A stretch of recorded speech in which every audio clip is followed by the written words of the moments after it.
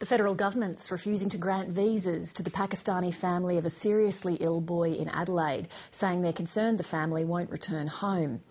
Documents obtained by 7:30 show the case could help other asylum seekers desperate to stay in Australia. South Asia correspondent Sally Sarah reports. Simon is the baby who never went home. He spent his life in the Women's and Children's Hospital in Adelaide. Simon was born 14 months ago with muscular dystrophy. In the first few months, Simon's condition was so severe the hospital's Patient Ethics Committee saw little hope. The committee believes that in your son's very sad case, there's a strong ethical argument for withdrawing active medical treatment. Fareed Husseini refused to give up on his son. Simon will need care for the rest of his life, but now doctors are hopeful he may be able to leave hospital. He's developing socially. He's a very interactive little boy. He likes music. When music is on, he tries to wiggle around as though he's attempting to dance to the music. He certainly responds to that. He responds well to his father. While Simon is slowly developing, his life began with loss. His mother, Sima, died while giving birth to him. She was only 23 years old. Now Mr Husseini is doing his best to raise Simon alone. That is very, very hard, That is, if anyone lose the family, lose the wife or husband, they know, what feeling. Mr Husseini came to Australia as a refugee from Pakistan 10 years ago.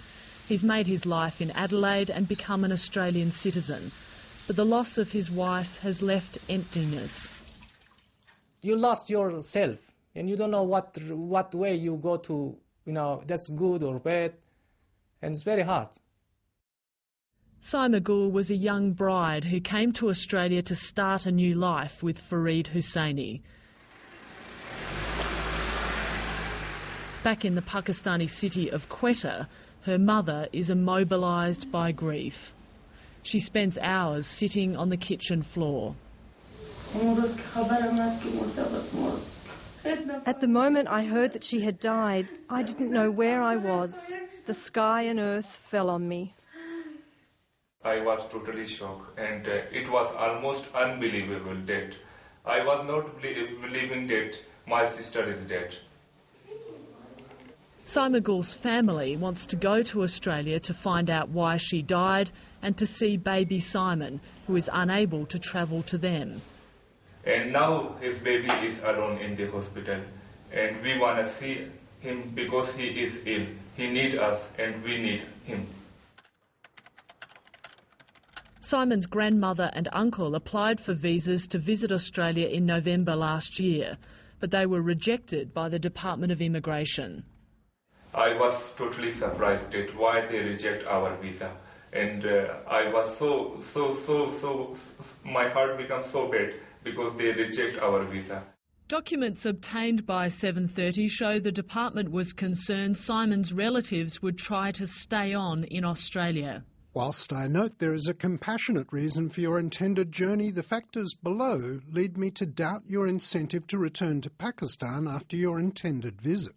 When the Department of Immigration and Citizenship considers any visa application, we take into account a number of considerations, including incentive to return, the financial circumstances of the applicant or applicants, whether there are any ties to family or relatives, and what the work situation might be for the applicant in terms of returning to employment. Of course, is health, identity and security taken into account. Human rights advocate and registered migration agent Marion Lay believes the decision is inhumane and tragic for Simon and his father. This is clearly a compassionate case. You've got an Australian citizen man here in Australia with an Australian citizen child, and they're both suffering. Simon's family are members of the Hazara ethnic group. Hazaras are an ethnic minority in Afghanistan. Some come from areas which are dominated by the Taliban and have endured persecution. As a result, a large number of Hazaras have gone across the border into neighbouring Pakistan, especially to the city of Quetta. The federal government has dismissed the asylum claims of some Hazaras who say they're facing danger in Pakistan. But Simon's family received this. Their visas were rejected because immigration officials believe the situation is so dangerous in Quetta the family may refuse to return from Australia. The security situation in Baluchistan, particularly Quetta, is generally poor. The Hazaran community is specifically affected by sectarian killings. Since the year 2003, more than 260 people belonging to the Hazaran community in Quetta have been killed in targeted shootings, and more than 1,000 injured. There have been no convictions for these killings so far. This remarkable assessment from the Department of Foreign Affairs is at odds with the government's own rejection of some Hazara asylum seekers. Well, I just find it extraordinary. It's almost like solid gold for refugee seekers here in Australia. Human rights advocate Marion Lay believes this document will be invaluable in arguing the case for Hazaras seeking sanctuary in Australia. Oh, absolutely. I mean, I certainly will be using it as a quote, and I'll probably, yes. I mean, I think that it actually sums up in a very succinct manner the situation that is facing the Hazara people in Quetta. But Simon's relatives say they don't want asylum in Australia. They're just desperate to visit family. Now we want justice from Australian government that our family see the baby. The family has written to the Prime Minister and the Immigration Minister pleading for permission to visit Australia.